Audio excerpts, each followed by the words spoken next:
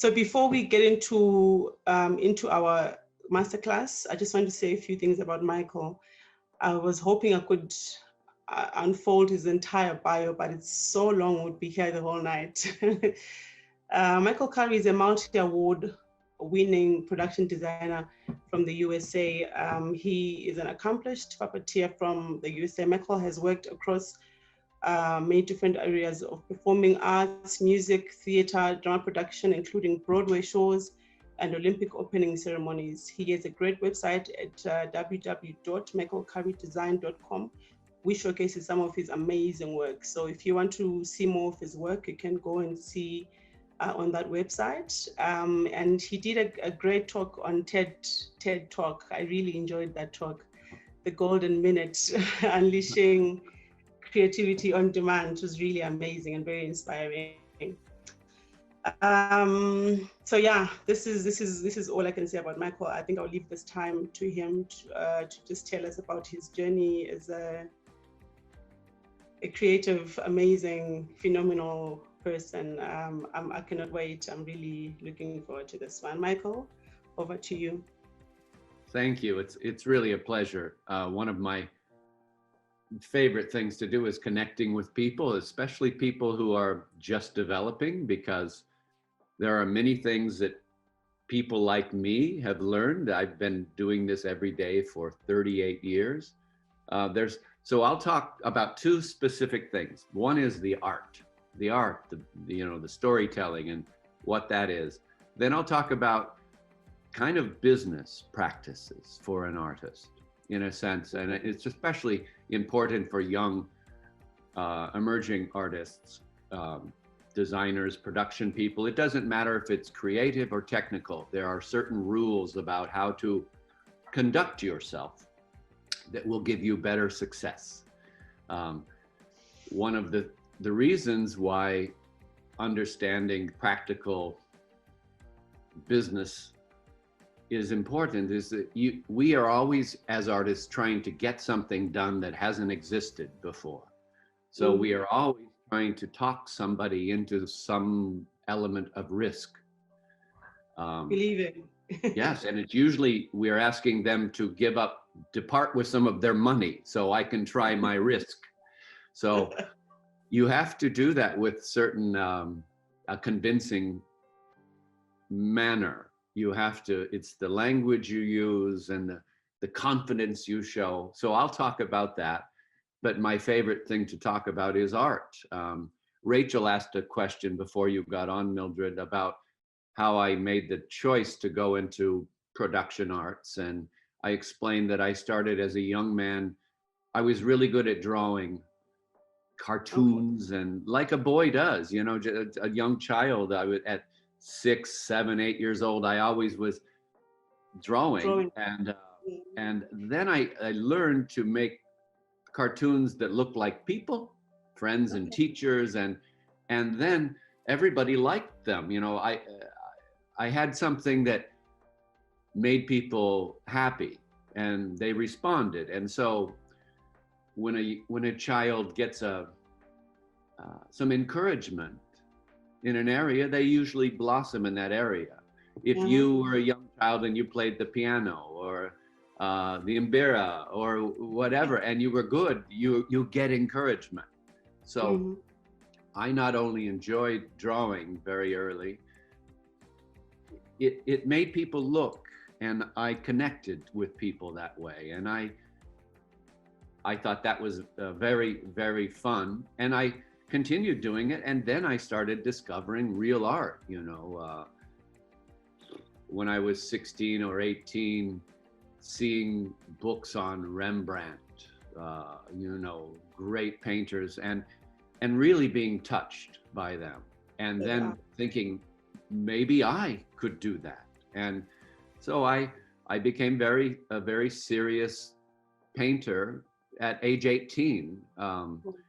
We were in the US, we were very poor.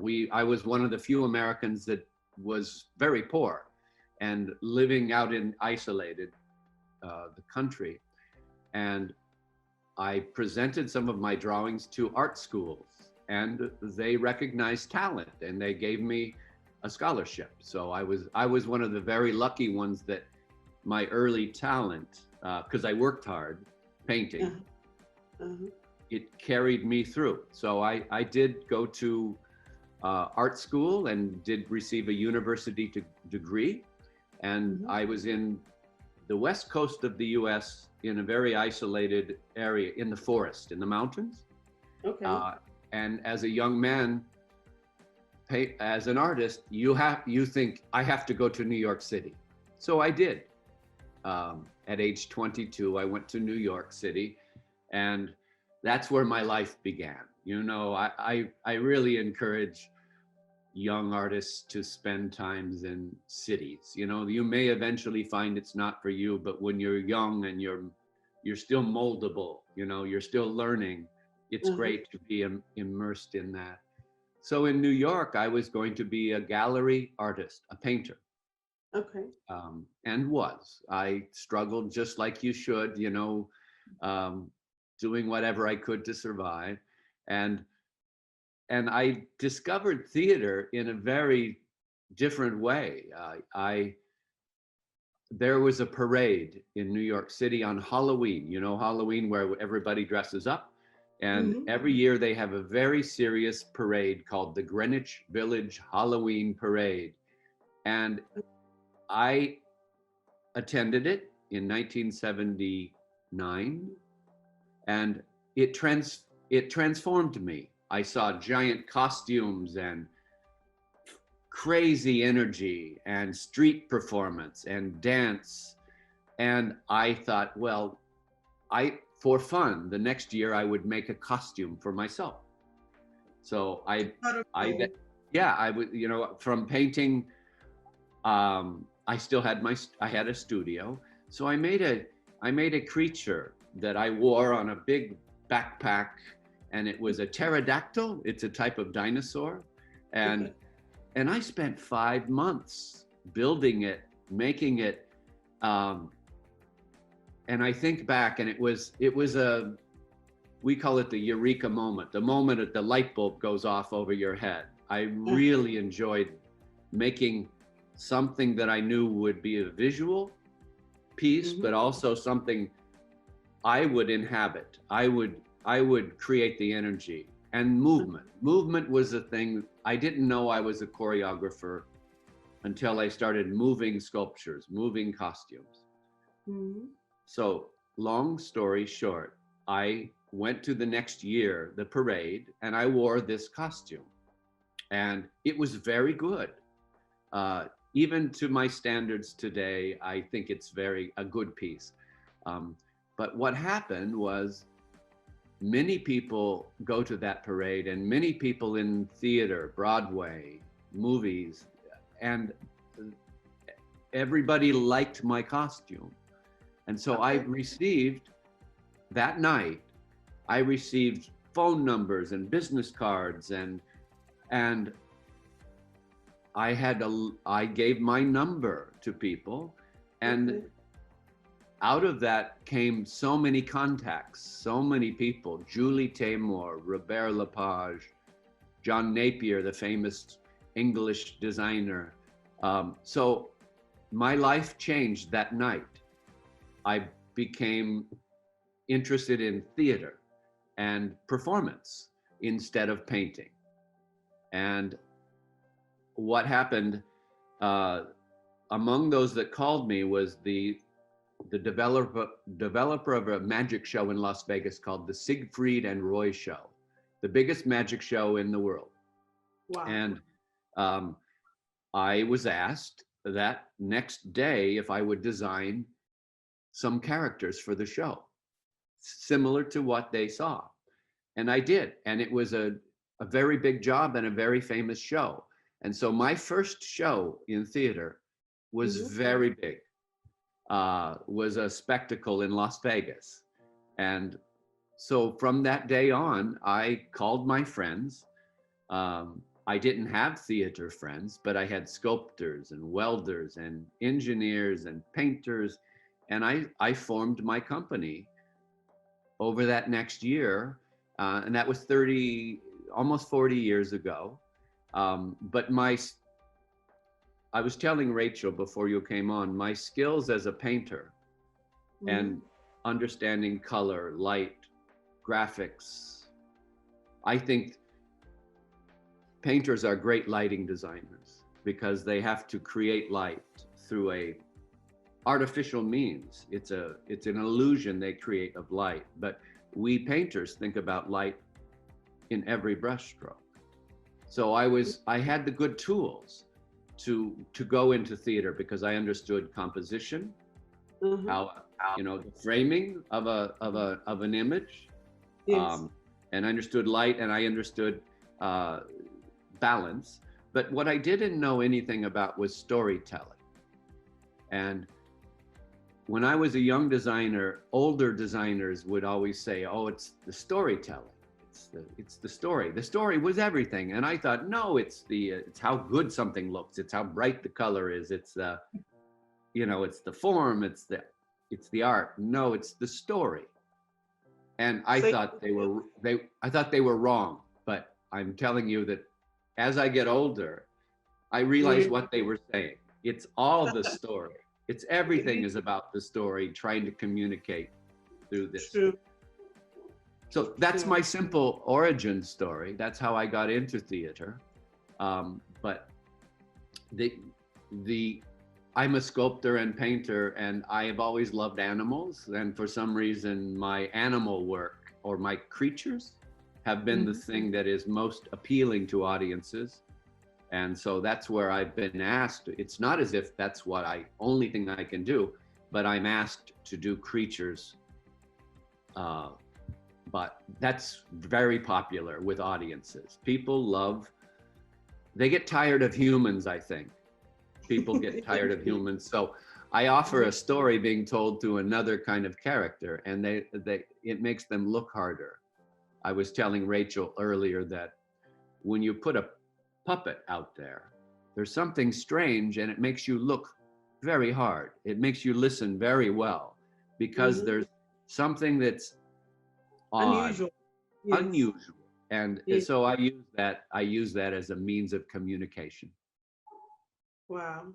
It's very interesting. That is very interesting. You mentioned my talk about the golden minute. Yes.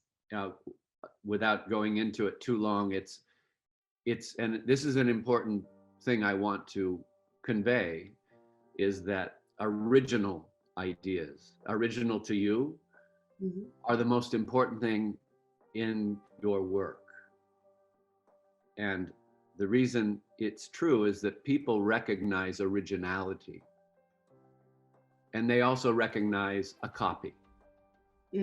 So it's important as we go about thinking about art, or if you have an interest or even a theater assignment, how you want to go about your first thoughts about that show, about that solution.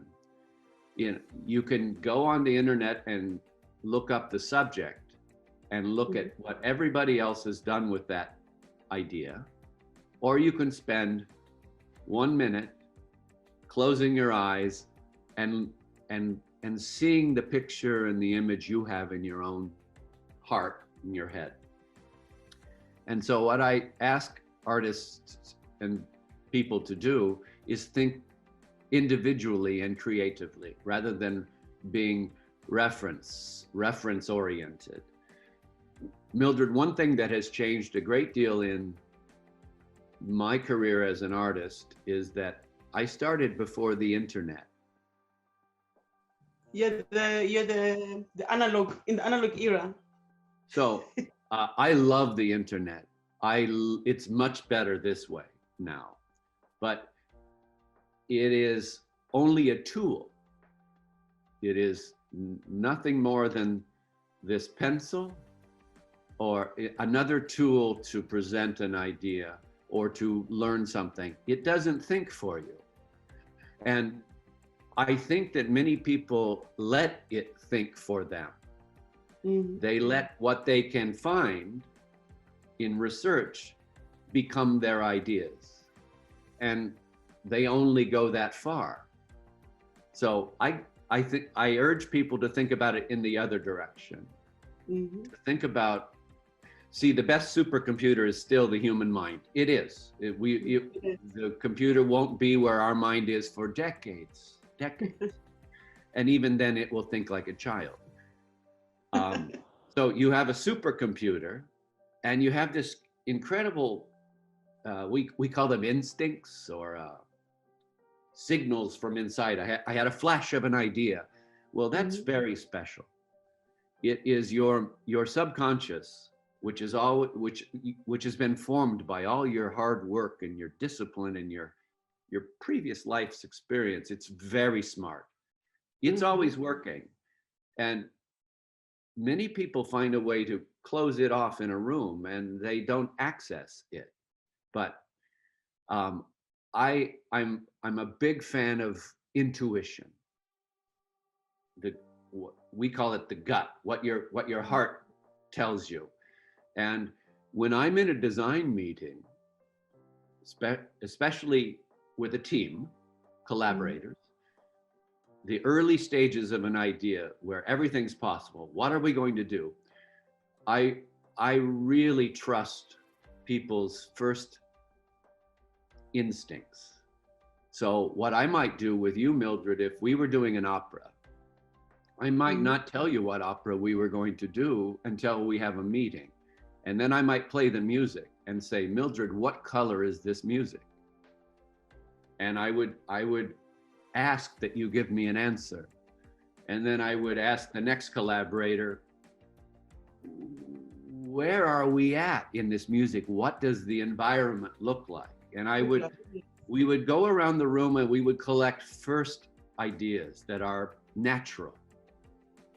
It's the first thing that comes to your mind.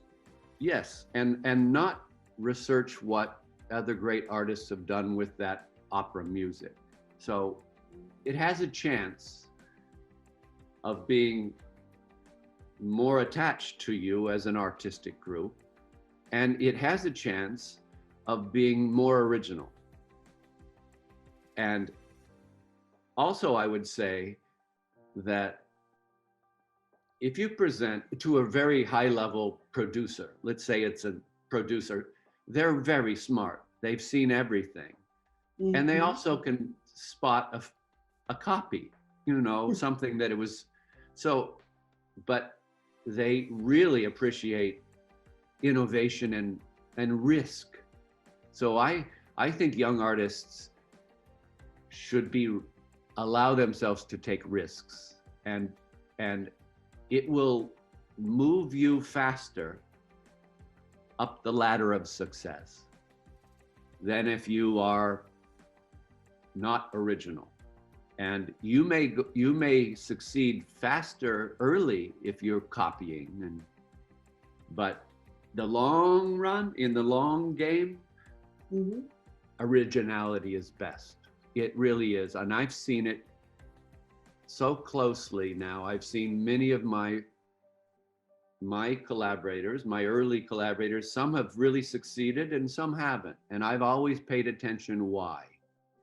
And it's not men and women or race, it's ideas. It really is. So and the final thing I want to say about that, when you have an original idea and you make it happen, you feel better about that idea and that show than if it wasn't yours, if it was overly influenced by others. After we do a show, you carry it with you the rest of your life. And you have pride or you're not so proud. So the best memories are those ones you're proud of. So that's my big advice and what's great about the Golden Minute, it doesn't take any assets, no money. It takes 1 minute. We can all afford that. But unleash it. And then you get better and better at it. Because I get asked, I'm asked to think about many different things, and I can think about creative things so easily because I can turn it on without any preparation. So if you asked me to do a show right now, Mildred, I could close my eyes and have some thoughts for you, and I would be unafraid to tell you what they are. You know, I believe early on in putting it out there. The other thing I do in meetings, if I see you had an idea, Mildred, and you were shy, you didn't, I don't know if it's any good, I would make you say it. I would say it for you. I'd say, tell me, let's get it out there on the table. And then the next person goes, well, I don't really like that idea, but it gives me another idea.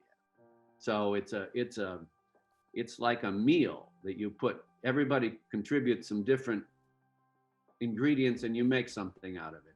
It's my favorite part of the process. The very first 10 minutes of a discussion are so fun because that's where all this instinct comes out, and it's the best. I'll tell you a short story. I had a horrible experience in 2011.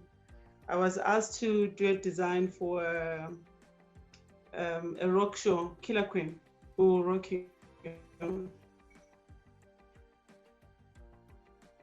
So I'd been working in this theater and everything. So I got a call from the owner of the show, and he says to me, we need to meet up and just have a quick discussion about my show. And I said, oh, great, I'll see you tomorrow. So we met up.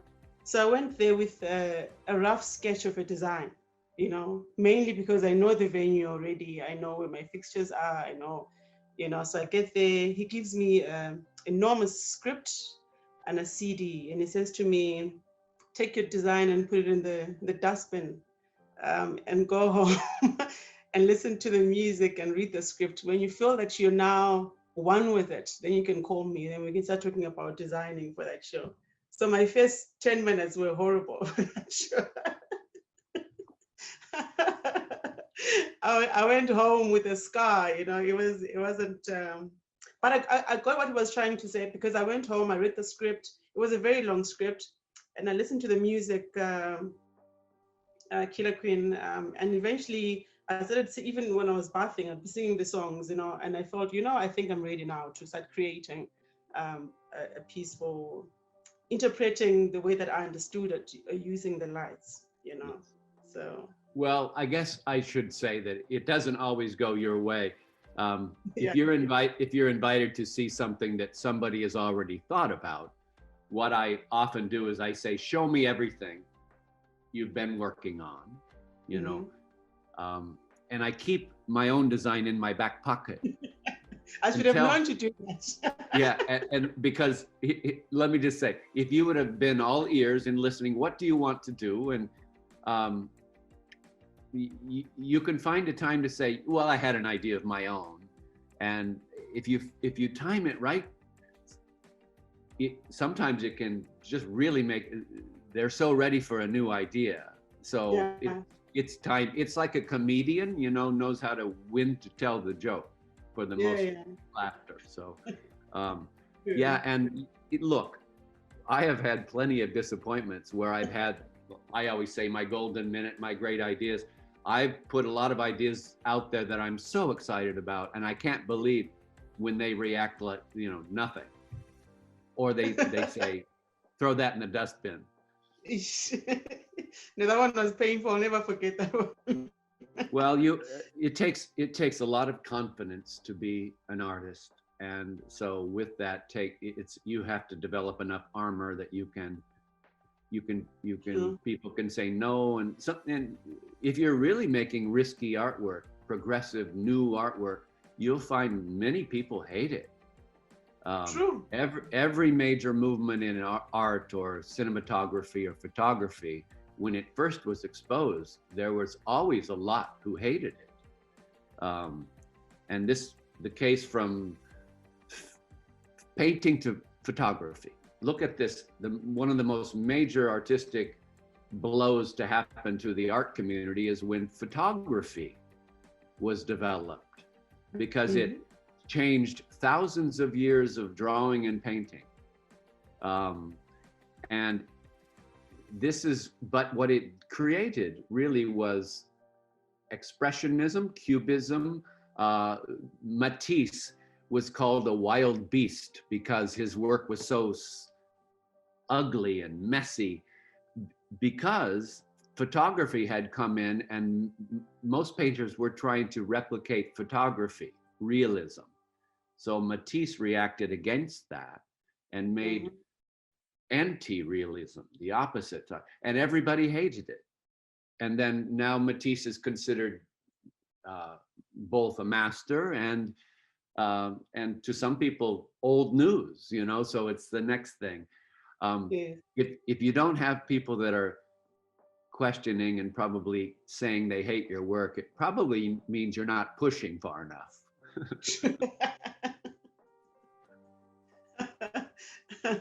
I must look for those and see what they say. So Michael, I want to ask that you have adopted and used different forms of puppetry from different cultures. What have been some of your challenges and surprising discoveries? Yes. Well, one of the biggest issues I faced early was most people thought puppetry was for children. And they had an idea about it, that it was for young audiences. And I have never worked for young audiences. I think that the reason I chose it was the medium was very artistic. I could make a character anything I wanted it to be, any form, any. I've played a great deal with sculpture. When I did the Lion King designs, we looked at African sculpture because you have thousands of years of refinement and beautiful visual examples. And so the issue is when to refer to something that exists or when to invent something new. So go back to my original comment that I had to first overcome the idea that this was children's artwork. And I did puppetry only because I got tired of sculptures that didn't move. I love movement, and I found that I really became interested in dance at the same time as my musical theater, drama, and dance. But what I loved about dance was, of course, the motion. But I always, this is a terrible thing to say, but I always felt it was limited because the dancers always kind of were the same. They were two arms, two legs. But I loved the motion, but I felt that just limiting it to the human body was restrictive. So my first early pieces were taking dancers and extending them with sculpture. Okay. And sometimes animals, sometimes characters, sometimes just an interesting way to break up the human body.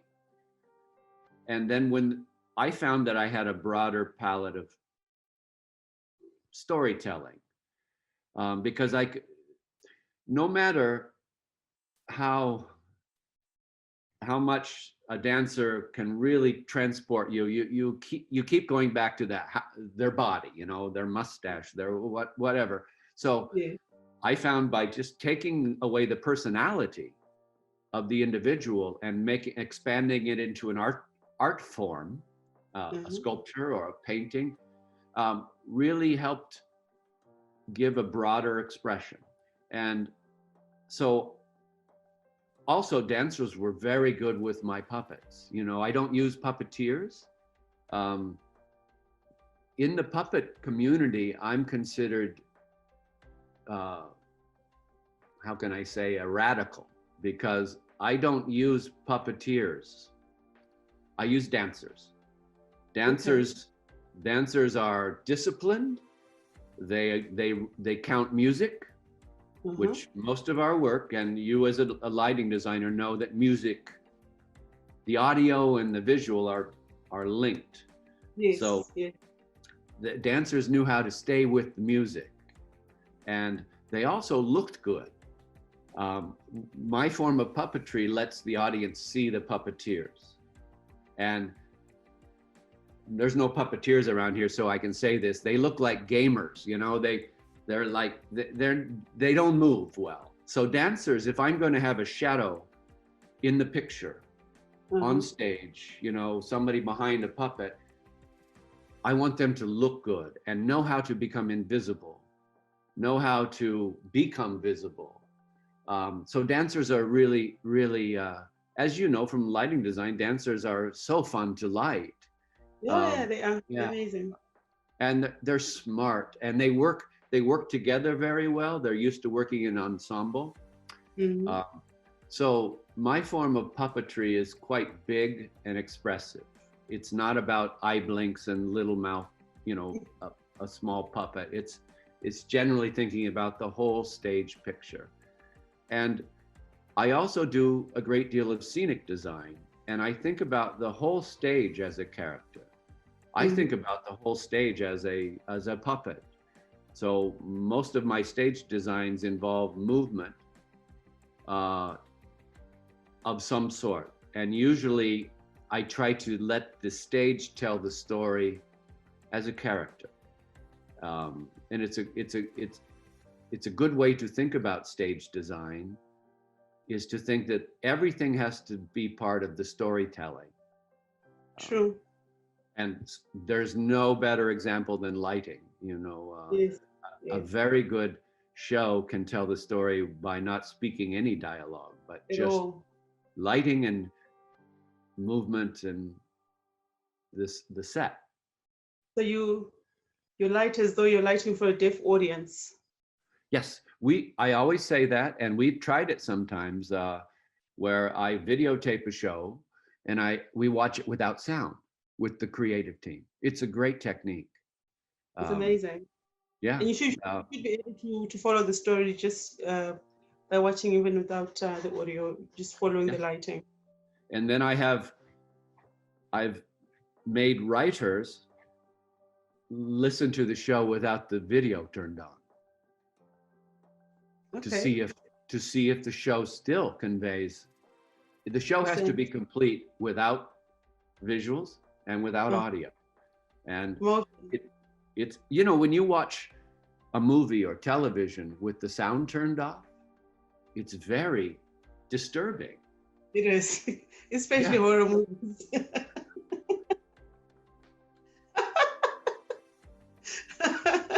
When the audio comes back, you start getting scared. You go.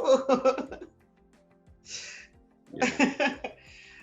um, your work is amazing. I imagine that you work with lighting a lot Yes. to be able to tell your story with the puppets and stuff. How do you work with your lighting designers, or do you have your specific needs, or Yes. do you meet halfway?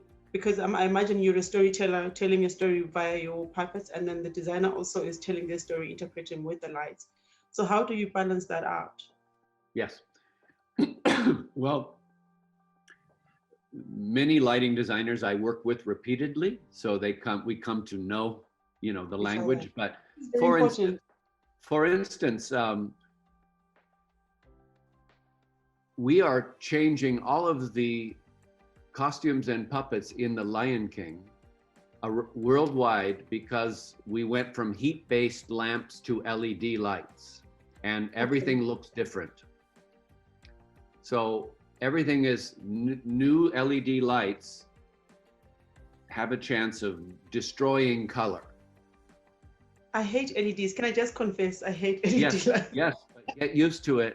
You have to. You know, now in Europe, they are putting power limits and conservation limits on how much power you can put on a True. West End show. So you have to use LED lights because they're Yes. low power consumption. Well, think of this.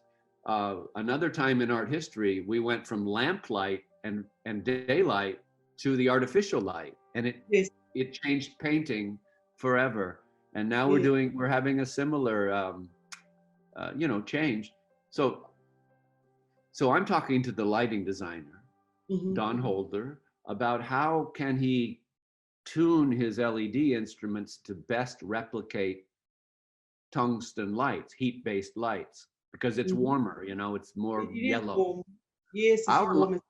you see, our Lion King show is yellow and sun colors. Everything is Yes. sun colors, and now it looks like a kind of a blue. It looks like a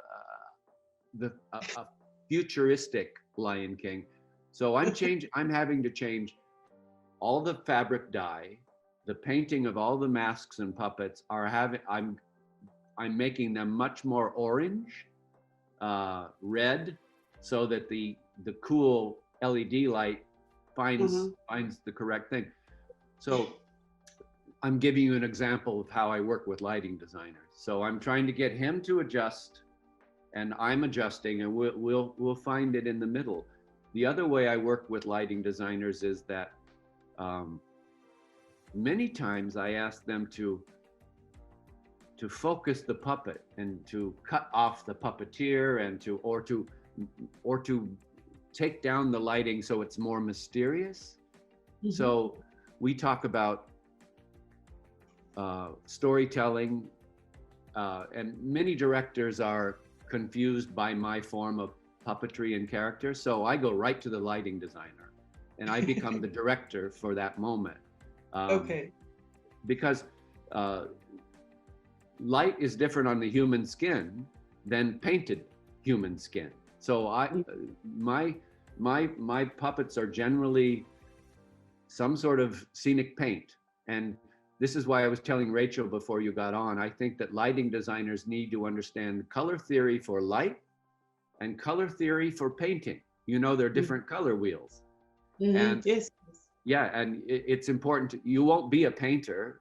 You don't need to be a painter, but to understand that, then when Yes. you're then when you're lighting scenery that is painted, which a lot of sets are, you can understand how you can use your lighting to either embrace that color or change that color, or then what to do when something that is supposed to be green is looking yellow. It's also makes you smart in a meeting, seem smart in a meeting when you understand color theory. Yeah, Yes. there's a couple books. The one book that I would ask everybody to read is by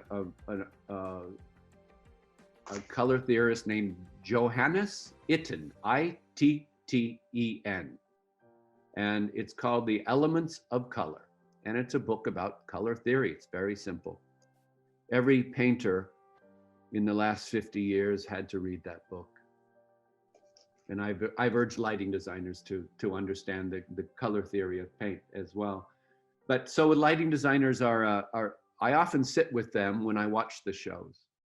Okay. For one thing, you hear everything going on in a show through the lighting board. Uh, Yes. they're often fun people. Yeah, amazing people. And Patrick Woodruff, he doesn't do a show without a comfortable couch to sit on. So I always go visit him. Patrick is amazing. I'm working with him right now. Virtually, we're lighting a show in Macau, China right now. I'll be on Wow. the phone with Patrick right after this. So we're Wow. doing lighting by Zoom now. It's very interesting. We set cameras up in the locations because we can't travel Yeah. internationally, but we have a show that's being it's a environmental show of a giant golden tree that I have in China that Patrick and I came up with Mark Fisher 16 years ago. We're lighting Wow. it virtually. We have local programmers at the Uh-huh. board. They have a Zoom setup just like we have, and we have Uh-huh. cameras set up in different locations, and we're lighting it virtually right now. Now, it would probably only work if it only works because we're expert in what it would look like. Mhm. Uh, you know, works. This is a new world right now, and I'm learning to, like this, share information by Zoom, and we're even working doing stage shows where designers are in their bedrooms, and it's been fun. We're adjusting like artists. They're always we have good coping skills. We always can, artists are just more capable of staying ahead of problems, because we always create problems for ourselves. We're really good at solving them. Yeah, true. I struggled a bit at the beginning of the lockdown. Um, and I remember when I was interviewing Eric Betty from Brazil, he said something about how he's seeing a therapist, because I think we're just the most understood people on planet Earth. Our thinking, our wiring is not very normal in a good way, in an amazing way. We understand each other, but people that the society, the community doesn't look at us in that regard. They just think something is a little bit off. So my first confinement, the first 3 weeks were really bad, but now I'm embracing everything. I've found myself again, and it's really amazing. Well, you mentioned that society they always think we're off. Yeah, it's a challenge that artists have to deal with. It's a struggle that we always have to deal with. We are misunderstood. True. We provide a great service to humanity. Mm-hmm. We humans have been given a gift of imagination and skills that, and artists are always leading that, but normal people don't know, they don't understand, so they don't appreciate, and in fact they're afraid of it. Yes, they So are. they don't know how to describe it. So this is why we artists have to become very good communicators, True. because we always are challenged with, you should go into any conversation as an artist assuming that you will be misunderstood. Which is oftentimes exactly that.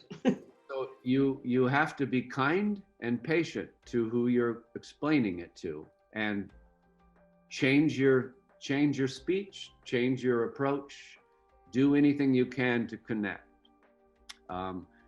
Many people, artists tell me all the time, oh, I do it for my own therapy. I don't believe that. I believe artists have a need to communicate. This is why we've chosen a form. We want to tell a story. We want to connect. And I don't, so finding the best way to communicate is important. I tell young artists to get into a lot of arguments and discussions, learn to support your vision, learn to Yes. convince others. And that's the only way you're going to succeed. Some of us are such good artists that just your work would be enough to carry you along, but generally that's not the case. I Yes. find 75% of my life is trying to explain what's on my mind to others. It never gets, well, it does get easier. You know what makes it easier is confidence. And after you have a few Lion Kings and some successes, you trust that your voice is It's okay. important. And you say it with confidence. It works better when you say it with confidence. A producer who's going to give you some money doesn't want to give it to you when you sound cautious or unconvinced. Yes. You have to just make it clear to them that, yeah, this is going to happen. So, And I'm going to do it. yeah, so Okay. I ask that my artist friends practice that a lot. And if somebody doesn't understand your art, spend the time with them to try to explain it to them. You get better at explaining. So many young artists are very shy. They're afraid to ask for anything, and money too. They're really afraid to talk about money. I have a theory about talking about money. Stand up straight, put your chin up, look into their eyes, and speak with confidence, and talk about your value. Um, it's a sales job. you have to sail your idea and yourself. So just even if do it in front of the mirror, practice, do it with your friends. Your friends don't care if you practice on them. And I'm a big fan of practicing uh, pitches. You go in and you're going to present an idea to somebody. I practice. Uh, I I do it 10 times within the mirror or my friends. One thing that is very good is videotape yourself and then watch it. It's horrible to do, but it's always horrible. you get better at it. You've all been in meetings with really good artists or somebody successful, and you've seen how they operate. They're really having a good time and they're confident, and it's, even though you haven't earned it yet, you can still act that way. Until you make it. Yeah, fake it till we have a saying, fake it till you make it. I'm not suggesting that, but I am suggesting that if there's anything I'm going to convey to you today, it's that you're in a tough position and most people won't trust you until you can make yourself trustworthy. So start with the trust that you seem to have in yourself. Okay. Easier said than done, but it's possible. You just keep at it. Okay, so Michael, we are left with about half an hour before our meeting comes to an end. I'd like to open the floor to the rest of the guys if they have questions for you. If not, I have a whole book of questions for you. So. Thank you for opening the floor, Mildred. We actually have a hand up from Rachel, who I will ask to unmute her microphone and she can ask the question right ahead. And please feel free, everyone in the floor, if you would like to ask a question by way of sending it via chat and you'd like for me to read it, then please do so. I'll be here looking out for your questions. So over to you, Rachel. Thanks, Wazanai, and thank you, Michael. I enjoyed everything that you have shared so far, from your career experience to puppetry. It's not something that I have been so curious about, so it's nice to see your perspective of the production and some of the production of puppetry that I have seen in movies and how they come to light.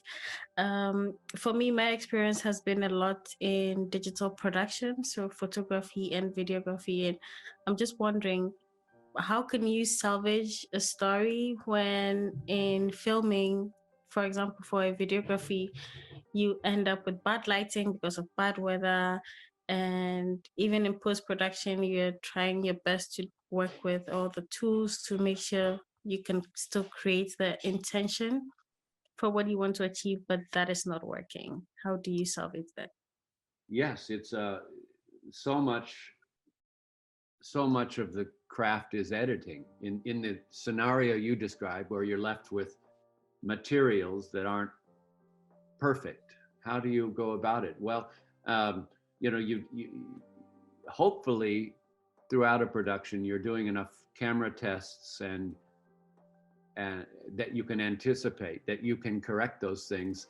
But if you find yourself with in that situation, and I'm involved with editing quite a lot and watching how we can do things. Sometimes you have to restructure the intention, and it might be that you alter the format to become even more artistic, or perhaps you are doing more edits or collages than you had anticipated by using filler material, vivid, striking work that is overlaid within the less than perfect footage that you have, or video that you have.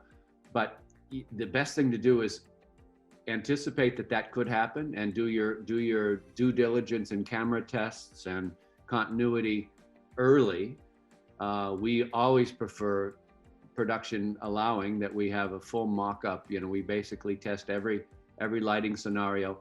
But then if you find yourself in that situation where it's already done and you're asked to come in and remedy it, it's being very clear about the deficiencies and trying to find, you may have to make a radical choice to restructure the whole piece, to combat this lack of quality materials. But yeah, but then the last thing I would tell you is remember those mistakes so that you can anticipate them in the next time. So the next time you would demand we do more camera tests and continuity before, but you hope to never be in a situation where you're, and nothing's perfect, but it's experience that allows you to be more prepared next time, depending on your collaborators. Thanks, Michael. This is really insightful.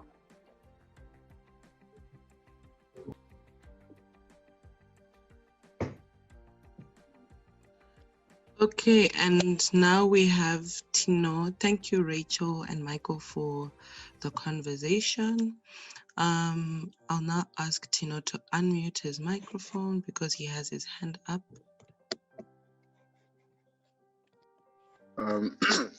Good evening, guys. Good evening, Michael.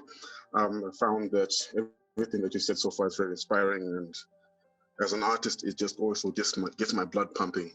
But I'm very curious. You talked about the production that you're working on in Macau. Is it that you are having to use more digital equipment in terms of setting up everything? And even with all that experience, I would like to find out, like, how, even when you're doing live shows, as I'm sure they're all recorded, is there any kind of communication that you have with people who do video work? And how does your designing and your lighting decisions, how does that affect them if they're doing their own kind of production? And how has that been a challenge for you working from home during the pandemic? Yes, it's been a challenge, but I also see it as an opportunity, in that in more remote places, you could have a bigger impact and therefore a bigger footprint in the world of theater and entertainment. So I like this practice. For one thing, I don't necessarily love getting on airplanes, not just because it's inconvenient. It's a terrible waste of carbon emissions. And so I have already, for the last year or two, urged most of my clients to consider virtual connection, to save, because I fly to New York City, which is across the USA, for a 1.5 hour meeting. And so this has let us test the waters about how we can communicate in a very different way. What I said is we're able to light this from the small screen because we know what lighting looks like, because we stood in the room so many years. So the challenge will be if it were only virtual, we would then probably, we set up a 4-camera shoot. We have a top view, we have a frontal view, we have a side view, and we have a diagonal view. And we work with the local assets to tune the cameras as much as we can. Once again, it's helpful to know, I know what this show looks like. I lit it standing in the room 16 years ago. But I think this is an opportunity, especially for young designers. I've been reading about Zoom, that it takes away, what is the term? It used to be there was a CEO sitting at the head of the table, and before anybody answered any question, they would glance at this person. And that person, he or she, would dictate the decision of the room. But now there's more equanimity across people. The screens are all the same. And so there's younger artists. I'm seeing it too. Younger artists are having the same format for a voice as the power structure that exists in a conference room.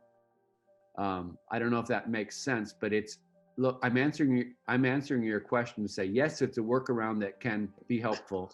It's also something that we might embrace and get very good at, because it allows us to work more remotely. So here I am sitting in the west half of the US. I work in Europe and Asia all the time. I'm excited by my ability to connect with more shows, more work through this virtual format. So I like it. And look, I mean, I told you I was analog. So 40 years ago when I started, I couldn't have this class with you, there wouldn't be any videotape. So it's all good. And it's not perfect, but this the pandemic and the lockdown, I don't see it as a good thing, but I am trying to see the things within it that will help us. And we will leave the pandemic taking with us, hopefully, the good things and not the bad things. This format, I see it as a good thing, and I would ask people to embrace it and to use it to expand their impact. Oh, perfect. That sounds excellent. It makes me just think of how much it's going to impact the future if we end up going back to what we were before, but which I doubt very much. But I've just also got one follow-up question. You also talked about transitioning from making puppets and then going to theater and from painting as well. What advice would you have for someone who's going through a similar transition, which may not be the same as yours, but if it's a similar visual medium, say from still photography to video, from theater to cinema kind of thing? Is there anything that you can say to people going through that may help? Yes, I would say don't try to go take with you what you loved from your past experience. So if you were a still photographer and you were going to video format, remember, don't just try to become a new person. It's a layered evolution, your career. And weirdly enough, when you start getting into theater, you realize that somebody started as a biologist, somebody else wanted to do nursing, and there's a whole group of experiences that come along with it. So remember the best things about what you loved about your previous state. Bring them with you, because you need to be a multidimensional creature when you get there. You'll have all those skills once interested you very much and probably consumed you. And I don't want people to get used to the idea that they can let passion go and start something else. All you do is you're taking on more baggage. You made the choice to carry more. Yeah. So yeah, you make, and you'll find, like I do in painting, I use painting and art historical references every hour in my work. And many times it's the solution. I'm a director, we're not communicating. And then I say, when Picasso did etchings, it was just the outline, and now I get it. So that was because I had another dimension to my life. And so, and it should be very, very much, you're truly a photographer if you understand the still and the video, so I would just have pride in everything, and there are no mistakes to the karma that drives you forward. So you'll find yourself using that weird skill that you once had that you forgot about. It will be there for you in the future. Excellent. Thank you very much.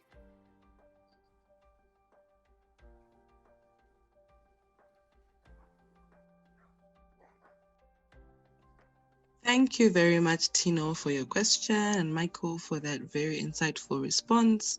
I would like to invite Takudzwa, who has his hand raised, to unmute his microphone, and you can go ahead and ask your question. All right. Once more, a very good evening to you all. Thank you, Sir Michael, to allow us into the golden minute. It's very definite that I have learned a lot from this. And we as lighting designers, a moment ago, I've been having my eye into some of your work which you have done, I guess, some years ago. I've been looking at these Lion King Rivers of Light. I have found that we have machines like those ones which were projecting water into steam. I couldn't believe what I was seeing at that moment. So I would like to ask, how come, in what ways have you done this? I'm in a shop. I can't believe what I saw. So I would like to take this moment for you, Mr. Micheal Curry, just enlighten me what was really happening at this Rivers of Light. Yeah, good. You broke up a little bit at the end, but I think you were asking about the water screen projections. Yes, yes. Yes. This is something we love, and it's the simplest thing in the world. Those water screens are fire hoses, you know, that firemen use to put out a fire. We project. We shot 2 of them, and they meet in the middle, and we rear project them. With water screens, you rear light or rear project. The light hits the particle of water and distributes it. The challenge is you do see the hot spot of the light source. So we put it low, water screen, light source as low as you can, projecting up. It is huge. It's the biggest sort of, there's nothing there, and then it's there. That's what's beautiful about it. We use video projectors, and we also use lasers. Laser projectors work very well on water screens. So that show was, and this was, I was the lighting director for this show. We have a lot of big animal boats, barges with floats on them, and they're all made in a type of translucent fiberglass with tens of thousands of addressable LED lights inside. So it's a light box that is animated. So on the same server, we're broadcasting video. They're playing video inside these animals that is related to the video of the major projections. It's a natural lagoon, a water body that is natural, and it doesn't have any show equipment. So we did a whole show just by putting in 2 water fountains, 1 group of laser projectors and video projectors upstage, and then my boats come out of a marina. So every night at dark, the whole river becomes activated. But it's a good example about the scenery and the lighting backdrop speaking to each other. They're running off the same video. Of course, it's coordinated, and then there's a great sound system. Of course, sound is everything. But look, you can try lighting, you can try water screens. It's so easy. You can take a garden hose, literally spray some water, get your projector, a little office projector. It's a tool that's beautiful for the outdoors. You can do it indoors, but it's messy. But it's one of my favorite things because it's like a mirage, or the aurora borealis. It's not good for high definition imagery. It's too soft. But for big evocative things, and then the audience feels the ozone. When you're by a water, there's something, a feeling in the air that's very nice. So I would urge everybody to experiment with water screen projections. Does that answer your question and what that was you were looking at? Yes. Thank you. And one more thing to go. You have said something pertaining to stages of an idea and to allow yourself to take some risks. So how come, or what can I say? How did you come through to make how did you anticipate the risks in taking that in making your puppet?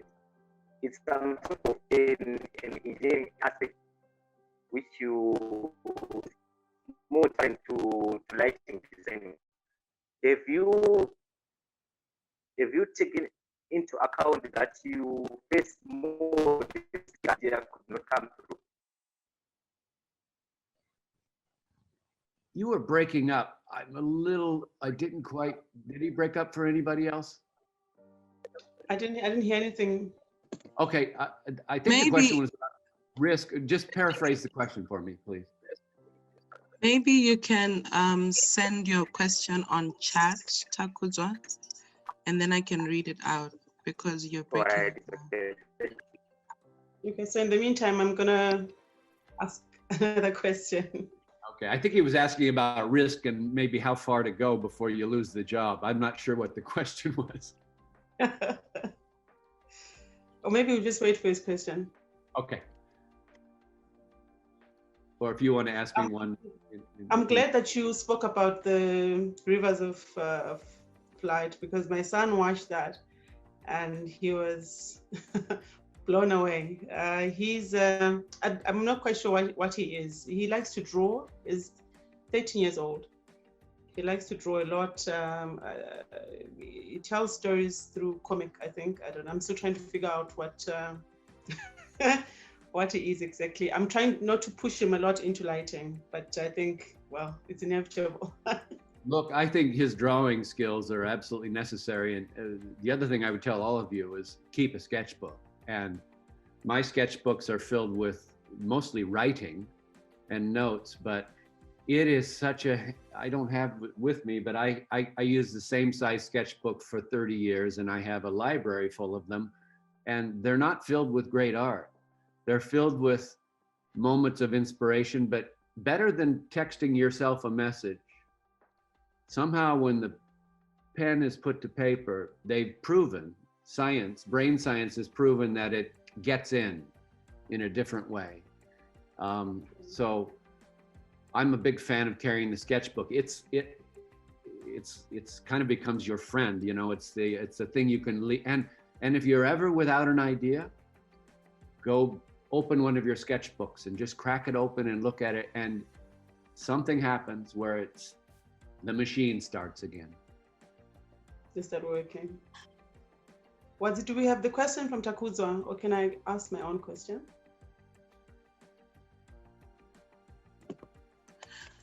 Yeah, no, so I think he actually got disconnected. So you can go ahead and ask your next question. I think that will be our last question for today. Okay. Well, I think I had about 20 questions prepared, but I am a fan of Michael Jackson. And that's where I met Patrick Woodruff's work, and I think it was This Is It, you know. But I was watching the world tour, the tribute to Michael Jackson that you worked on. Could you briefly just tell me how was it to work in a production like that, and to work with Michael's music and try and bring it to life again, and you know, how was that for you as an artist, and just I think also emotionally, how did you cope with that? Well, I was lucky enough to work with Michael Jackson a couple times during his life, and then I worked on the Cirque du Soleil shows that did tributes to him after his death. Very, very different experiences. Well, he, needless to say, he brought together the greatest artists because he could, and he was such a great artist that everybody wanted to work with him. Occasionally, you'll work with an artist who is so natural to themselves that you don't necessarily bring yourself to them and your ideas. You first let their natural state influence your ideas. Now, Michael Jackson when I worked with him, he was already very popular. I worked with him in the 90s, and then again on This Is It, where he was, you know, such an impact on the world. And so, but it's a wonderful thing when you have an artist so good that you know that they're going to give you everything you need to do great work. Some artists they're not really, they don't really have their own thing. Then you bring them ideas. So if you have an emerging artist who hasn't really established their Michael Jackson level, you can bring them ideas. Hey, maybe try this. Look, we'll do circus as a theme. We'll do this. With Michael, you wanted to just absorb what he's doing, because he, for instance, when he described something, he moved, he made little noises and rhythms, and he sort of, you could see that it was close or it was a big idea. He literally, just by describing it, the things he did with me in my sketchbook gave us some of the ideas that we followed for the scenic design on that show. But he didn't describe it as a forest, but somehow he did. So it's being really attentive to the creative artists that you're designing for. Okay. And I'm telling you, Micheal couldn't have explained these things with words. He wasn't very good at describing things. He was distracted, and he would sort of make beats, and you had to pull that out, you know. And he loved, you know, any collaborator loves that when somebody gets them, you know. True. I get you. And unless you're an artist, and we get to work with weird people, crazy people that are, you know, they're not normal. So you don't go into it with any judgment about them. You take everything you can. I'm a big believer in, you probably see me here, I close my eyes when I listen to anything, because I get to see pictures inside of my eyelids. So you find out ways to connect with an artist. But look, I'm answering your question. Yes, it was a once in a lifetime opportunity to work with Michael Jackson. And so sad that the greatest production he ever did, This Is It, never got to see an audience. That was the saddest production. I think when I watched it, especially from the beginning when they were interviewing the dancers, I think some of them were crying that they traveled so far to come and perform with him, and it meant so much for them to be there. And I was just trying to imagine what it felt like when they first heard the news that he had passed on. It had to be devastating. Well, it was also devastating during the rehearsals because we knew he was struggling. Wow. You will, when you work in the music industry, Mildred, you've seen it. You've seen artists with, you know, drug issues, and many artists believe they have to be and torture themselves to do their art. It works differently for everybody. But that's the sign of a professional that, you know, I take an artist for what they are. You know, wasn't my position to say, well, Michael's, you know, he's in trouble. But the night before he died, we were working with him on one of our puppets. We made a giant spider, a black widow spider. It's in the movie, and it was an appearance. He had to learn how to get inside this little thing, and so the night before he was fine. And then the next morning, you know, we heard it on the news before we even knew. I was on set. We were in rehearsal. So terrible. But what a great artist. But if he weren't already famous and he would have sat in front of you and tried to describe what, you wouldn't have taken him seriously, because he didn't convey things in a natural way, in the way we're used to. It wasn't businesslike, that's for sure. But we still, you know. But he struck me as a perfectionist, though. Like most of his costumes, the way that he would just stand on stage and command attention, and I picked up that maybe he had this thing about perfection. I don't know. Oh, he did. And most of it was his team. He demanded perfection, and he knew what he liked and didn't like. But he didn't tell us what to do. We would do it, and then he would react. This is perfect. It's me, or you know. And but he didn't have very good verbal description skills. So he couldn't tell you what he wanted, but he might play you a piece of music or get up and dance. This is the feeling, but you have to interpret it. Expand it and interpret it. It's wonderful. It's my favorite thing to do. I don't particularly like it when an artist already has in mind what they're going to do completely, like your script you described, you know, that you came with your own ideas, and no, there's a script. Most of those scripts are written in committee by agents and producers, and you know, the people with the money. The wise producer doesn't tell you anything, you know, just puts it out there and says, what do you think it should be?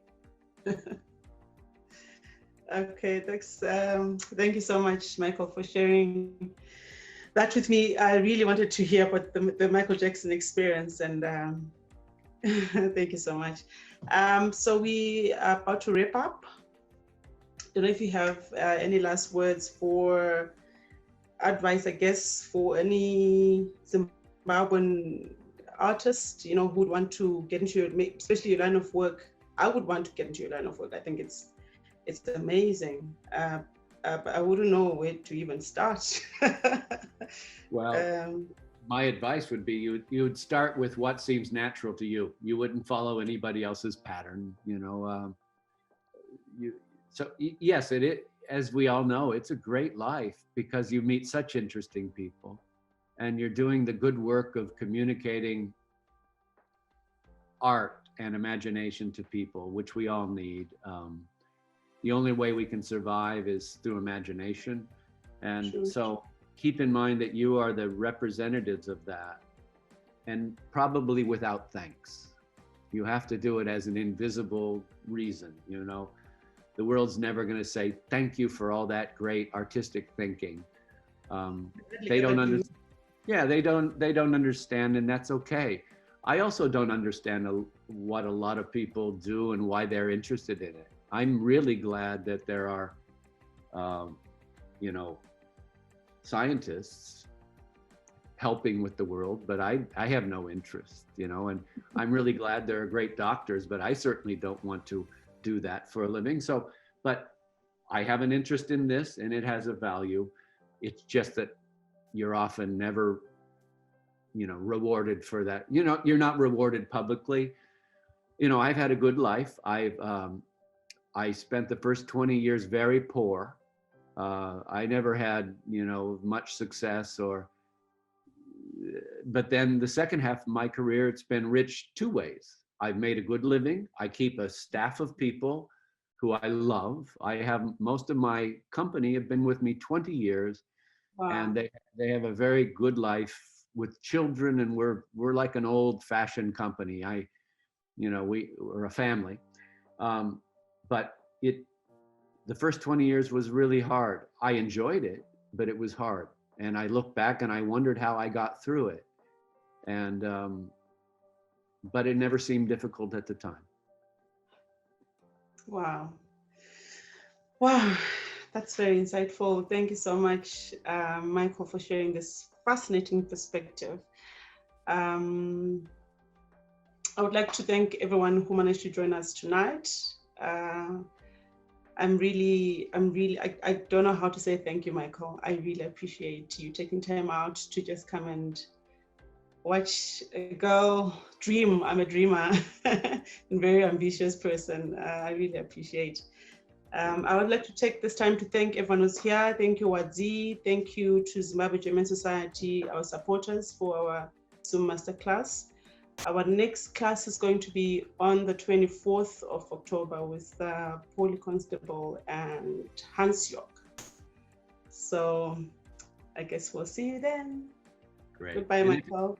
If any questions didn't get answered, you can text them or send them to me. I'll answer them. Thank you so much. I have many questions. I'll do that. Thank you. Thank Goodbye. you. Goodbye. Thank you. Goodbye. Goodbye.